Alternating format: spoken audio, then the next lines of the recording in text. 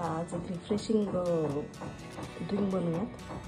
त्यासाठी लागणारं साहित्य मी तुम्हाला सांगते। साधारण मी 8 चिकू घेतलेले, फार गोड आहे ती।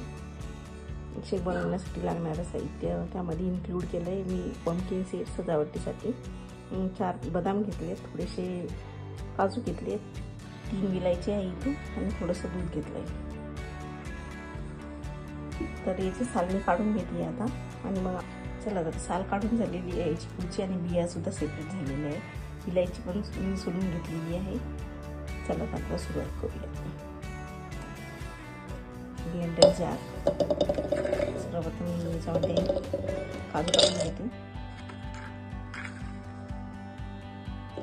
मध्ये बदाम, थोड्याशा पंपकिन सीड्स, आपली विलायची,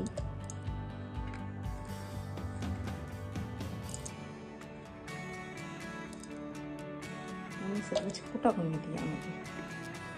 इतकी हेल्दी आहे ना, इव्हन डायबिटिक पेशंट सुद्धा हे खाऊ शकतात। मुळात चिकू फार गोड असतो, तर 1-2 चिकू तर डायबिटिक पेशंट सुद्धा खाऊ शकतात। आणि नॅचरल फ्रुक्टोज आणि सुक्रोज आहे यामध्ये, तर काही एवढा फरक पडत नाही की शुगर लेवल पण स्पाइक होत नाही। तर जे थंड दूध आहे मी ह्यामध्ये टाकून घेते, साधारण 1 ग्लासभर। मी आता हे ब्लेंड करून घेऊया। ब्लेंड करून घेऊया। बघू शकता मी किती थिक असं शेक तयार झालेला आहे। ग्लास सुद्धा रेडी आहे। चला सर्व करून घेऊया।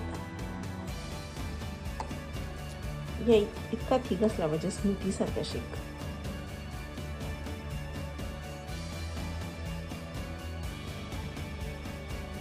आता ग्लास रेडी आहे। आता मी सर्व करून घेते यामध्ये।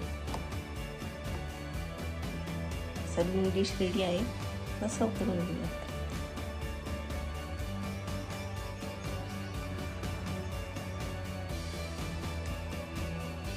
हा मस्तच।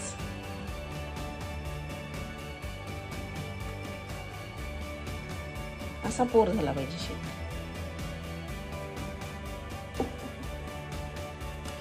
सजावटीसाठी मी यावर 4-5 पंपकिन सीड्स टाकून घेते। बघू शकता आपला शेक हा रेडी आहे।